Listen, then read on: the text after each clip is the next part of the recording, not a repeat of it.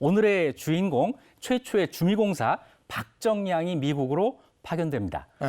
공사 박정량 그리고 참찬관, 이완용, 서기관, 이상재 알만한 이름이 있죠. 네. 모두 이번에도 11명이었어요. 자, 미국으로 떠나는데요.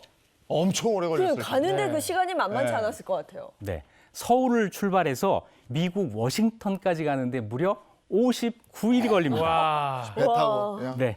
1887년 음력 9월 28일 날 서울을 출발해서 미국 구남 그리고 독일 상선, 영국 배를 갈아타고 샌프란시스코 항에 도착해서 거기서부터 워싱턴까지는 대륙 횡단 열차를 타고 갑니다. 이야. 15,700km, 39,265리. 와. 이런 긴 여행입니다. 2역 만리라는 말이 있는데 네. 2역 4만리입니다. 더머네요, 더머너. 아니 배는- 59일. 배는 우리도 있었겠지만 네. 기차부터 놀라움을 금치 못했을 거예요. 그렇죠. 네. 거의 한 2달이 걸려서 미국에 간 거거든요. 그러게요. 네. 그때는 미국 한 번 가는 게 진짜 쉽지 않았을 것 같아요. 네, 게다가 미국으로 곧장 가지를 않고 홍콩을 한번 거쳤어요. 왜냐하면 경유. 보빙사로 다녀왔던 민영익이 그때 홍콩에 있었거든요. 이 사람을 만나서 조언을 드리려고 한 거예요.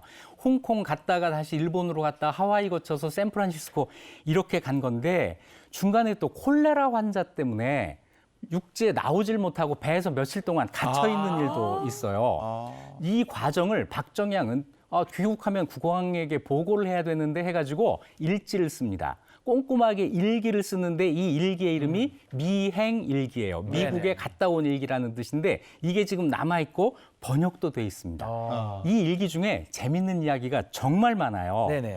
하나만 소개해 볼까요? 태평양 지나갈 때 날짜 변경선을 지나야 되잖아요. 네네. 네. 이날 일기가 재밌습니다. 철규 씨 한번 읽어주시겠어요? 네네네. 11월 2일 맑음. 오늘 하루 종일 배가 갔다. 오늘은 마땅히 3일이지만 서양인이 말하길 하룻밤을 묵었더라도 2일이라 해야 미국에 도착한 뒤 차이가 없게 된다고 했다. 이 말을 듣고 매우 당황하였다. 그렇지, 당황하지. 아니, 당황할 수 있을 것 같아요. 이런 계산을 생각을 못했을 거 아니에요. 그러니까 네. 날짜 네네. 변경 선언을 몰랐을 테고 그러니까 그렇습니다. 당황을 했을 수밖에 없을 것 같은데 그러면 워싱턴에 도착한 이후에는 어떤 활동을 했어요? 네, 먼저 국무부 장관을 만나고 대통령도 면담을 하고 각종 시설을 시찰하면서 조선의 근대화를 어떻게 앞당길까 이런 고민을 합니다. 그리고 12월 26일 날은 법무부 장관이 초대한 파티에 참석을 하게 되는데 이 파티를 보고 충격을 받아요. 네. 그래서 일기에 이런 말을 씁니다. 술과 안주가 낭자하고 관연하게 연주되며 남녀가 서로 껴안고 춤춘다.